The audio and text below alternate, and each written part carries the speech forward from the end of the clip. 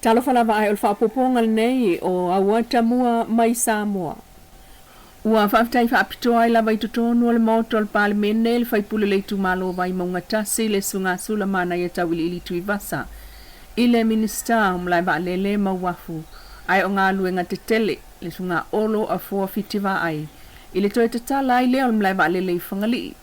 O le ato e manui ai lona i tumalo i tu tau te mau ainga. Whaftai alo o whionga le minista mo tamlai ba lele. Te au a fia si o fio anga mo si o tumalo wa mo fai ona toe e mo ia o tele o tala le ia ai fia fai pule ua toe mo fai ona toe se saa mai to mau ainga i tono nei tu malo i le mlai ba lele o le atala pe le nganga na e batu le nganga faftai le nei tu malo i le o fionga i le minsta i me se fai nga malo ia o mo fai ona toe ta tala le mlai ba lele pe ta eta sifle talo le fai pule ina ia fausi na pa tau ina talia tuai le manongi o kalsini o lo feula ne valele i ainga la lata ne iai. Inisi o tala, o le teuteunga o tula fono fumlanga inga ilunga o la tele lo na tulanga wha atuptope lea na toe lo te ai pale mene. Masau noa wha amalam lama iai le fiongal minsta, fa walo Harry Schuster i lea teuteunga. Mai au tu o tula fono tau wha ofi, teuteunga ese tula fono, ulenga au tu o le seni. Alo olo tau, le a foi na atuai tau pata tia ina o fenga fa mai mo ta bane ma fe manga inga ta bane ma le sene lu ngora o tele to fa foi ya tu le tanga ruanga fe manga inga lu ngore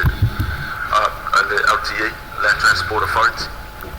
te mene lo fio o maro si anga le o ta fia ila lo le maro si anga kom si no le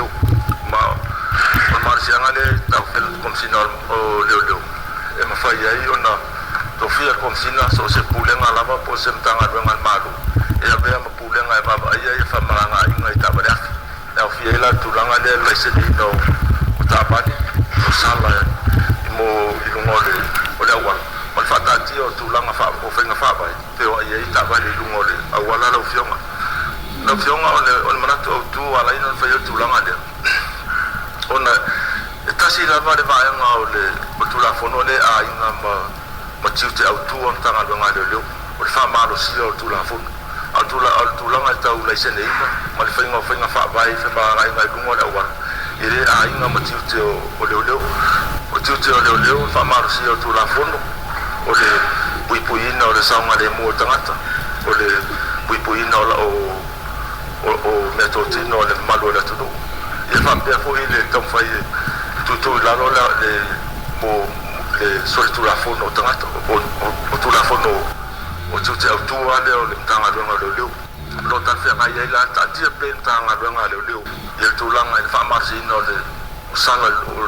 o tabani ai tu batu isi va ngai e ta fe ngai e ave le bulenga o le na ngai lunga le wala la ufiong Peta e whautua fo il whaipulo le tu malo ano a maa sunga la wofo pia la wofo. O le taitai fo le tua ngai tutonu le mota. I le suenga e sue ai ave ta vale. Po tala fea ngai o nei tele suinga ua iai i le tele o ta vale nei fo i vai tau i a saunga le mu ave ta vale lungol awala matangata feo ai.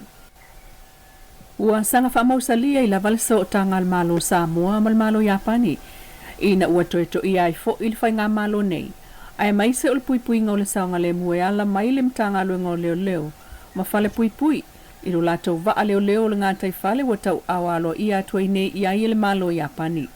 O le isi le mana onga o lo o mana mia o na toe fa awau lo na leo ina i va aofi mai fa asoli tu la fono i sami fa atulanga o Samoa. Ma fa apa i ai le fo i mea fai ngā ruenga tā ua mtanga luenga o leo ma o le toe fuata ina. E le sunga le whawhenga inga Reverend Amosa Reupena ai o se sauni nga whaftai fo i mole mtanga luenga peitai. O saunua le sui o le malo Japani i Samoa Ambassador Center Kishuke. E le mausali o le whapaanga malo e lua. Ai o se whailo fo i lea e whamanatu ai. Le atoanga 5 tausanga o le ngā lulu e whaawa o i pea o lona malo ma le malo Samoa. Ma whapena fo i o le saunua alo i ai ma le anganga o le whaftai le fionga le palmi o Samoa. Fionga fio me na o mi mata afa. Whaftai e le nganga fisoso ni mai o Japani ngā luenga whaatino ale mta ngā luenga o leo. Ma fale pui e le ngata i le pui ngā le ngata i fale ai o ngā luenga sue sa ili mga luenga la vea ai. O le sauninga nalo ia ile ma awa Japani, na o fiat ia vaenga o le kapeneta, ai o taitai le malo ma le mtanga luenga o leo ma fale pui. Ua whamanatu ai le vai aso nei le atoanga o le iwa sifuru iwa tausanga, talu o na whaavae mai le aonga i avele. Whaatino ai sa Sam whaafifianga o le atoanga, o le nei fo i tausanga whaopopo, talu mai le aso se fulu lua o Iuni, a feiva se laulua whaa. I tala whaasolpito so i fuanga o le aonga le nei, mai tausanga ua mawae na le i mawhaiona awa iai le 2 pounds mai tai. Na o li i lava, sa o tau ai, whaafai lele, i mata upu tau whaatoanga mua tunu ula i tol Pasifika. Na tupu maola avele ma mawhai ailoa, o na whaaulufale ma o aita mai tai, i to tonu le lau mua talu mai le a feiva se lau i vaono. Whaavai mai le a feiva se lau lua tolu e whaato atatala alo ia i le a feiva se lau lua whaa, i le aso sifulu lua o le masina le nei o Iuni.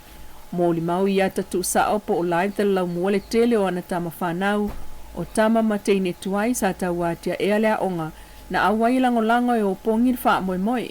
Mai le tau mate fo il to tele o pulesili o taita imtanga ruengam wha la po tonga,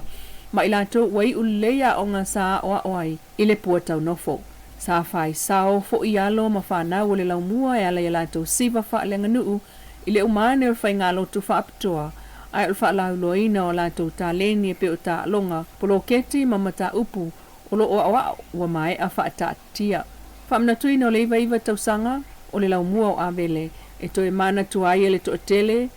o tina mata mama tua sa maia o le whaingata o le tau amataina, o le lau mua a o iei taimi o le malos.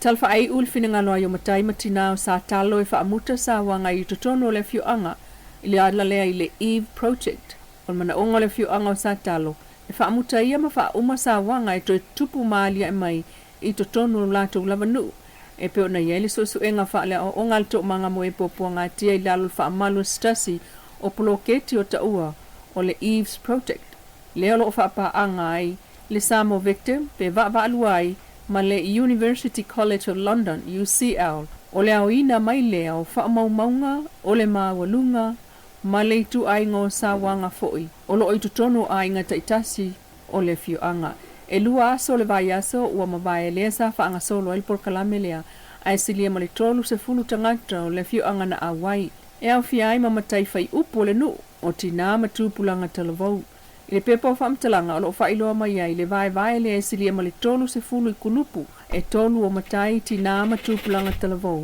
Ma matai tu wai ala to whaasoa inga, le malo si anga o itu ai ngā sāwanga, lea o lo o iai lo la to si la fie ala i fete na inga o manatu. I le saunuanga le prestene o le to omanga le fionga sili niuli na jang, o le auina mai o whaamaumaunga i manatu o le fioanga o sātalo, e so o tanga i sāwanga, o le tasi lea o whaamalo si autele, i ala tau na ia whaawa waile ngā nuenga, ma se e tuai i se isi la asanga, e valu i upolu nei, ai lua mai le motele sa vai. Whaapoponga le nao a watamua, i le nei fo i tu la.